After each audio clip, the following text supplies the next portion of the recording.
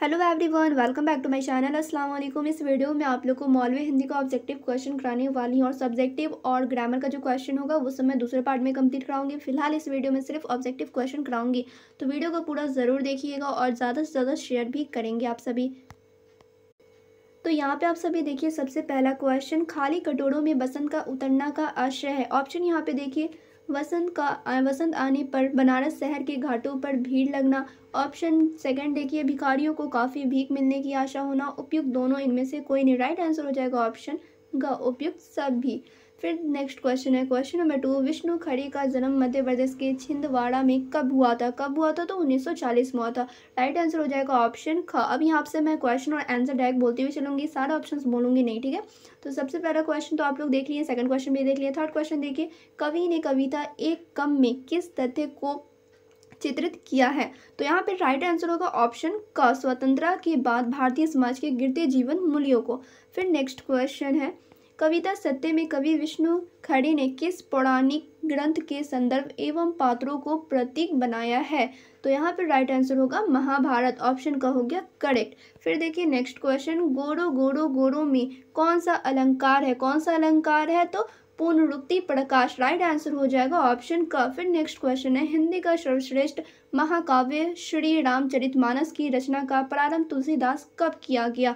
कब किया गया? तो 1574 में किया गया। राइट आंसर हो जाएगा ऑप्शन ग। फिर नेक्स्ट क्वेश्चन है यहाँ पे, जन्नी निरखती बाण धनुहिया में कवि ने किन के हृदय की वीरा वेदना को व्यक्त किया है? तो माता कौशल्या की। तो राइट आंसर होगा ऑप्शन क। फिर नेक्स्ट क्वेश्चन है यहाँ पे, मनहु कमल हिमारे में कौन सा अलंकार है? तो इसमें कौन सा अलंकार है ये पूछ रहा है, तो इसमें अलंकार कौन सा है? तो उत्प्रेक्षा। राइट आंसर होगा ऑप्शन ख। फिर नेक्स्ट क्वेश्चन है, रही चकी चित्र लिखी सी का अर्थ है चित्र की भांति चकित। इसमें कौन सा अलंकार है? तो अलंकार वाला क्वेश्चन ज़्यादा पूछा जा रहा है, तो इस पर आप लोग को ज़्यादा फोकस करना है। तो कौन सा अलंकार है? तो उपमा अलंकार है।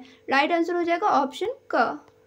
फिर यहाँ पे नेक्स्ट क्वेश्चन है, मलिक मोहम्मद जैसी का जन्म जैस यूपी में हुआ था, जो है यहाँ पे राइट आंसर होगा अमेठी के निकट, ठीक है। उत्तर प्रदेश में हुआ था, अमेठी के निकट यानी कि अमेठी के पास। फिर नेक्स्ट क्वेश्चन है, जैसे कि काव्य कृतियाँ हैं, ठीक है। तो यहाँ पे उपयुक्त सभी, जितने भी ऑप्शन यहाँ पे आप लोग देख रहे हो सभी, तो यहाँ पे राइट आंसर होगा ऑप्शन। फिर यहाँ पे क्वेश्चन है नेक्स्ट, जैसी रचित पद्मावत के 12 मासा किसकी मनोदशा का वर्णन है? किसकी मनोदशा का वर्णन है? तो प्रेमी के वियोग में दुखी नायिका का। राइट आंसर होगा ऑप्शन का।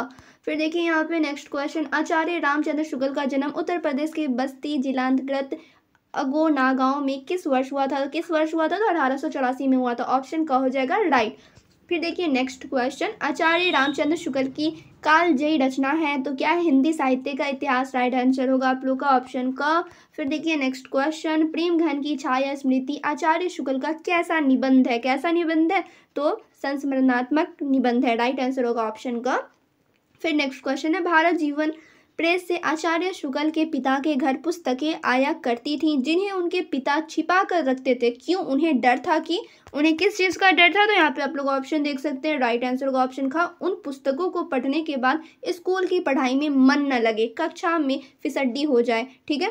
फिर देखिए नेक्स्ट क्वेश्चन, प्रेम घन का पूरा नाम था, प्रेम घन का पूरा नाम क्या था? तो उपाध्याय बद्री नारायण चौधरी, ठीक है। राइट आंसर होगा ऑप्शन क। फिर देखिए नेक्स्ट क्वेश्चन, यहाँ पे थोड़ा सा क्वालिटी सही नहीं है, आप लोग यहाँ पर सुन लें।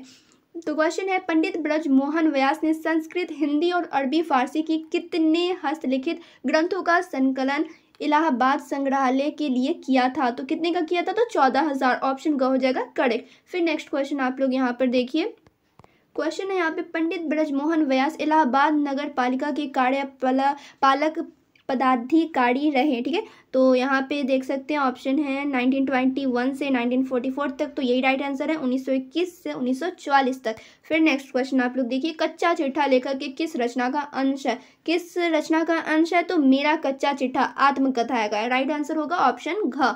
फिर देखिए नेक्स्ट क्वेश्चन, 2-3 क्वेश्चन अभी और है, वो भी आप लोग जरूर सुने और जरूर याद करें।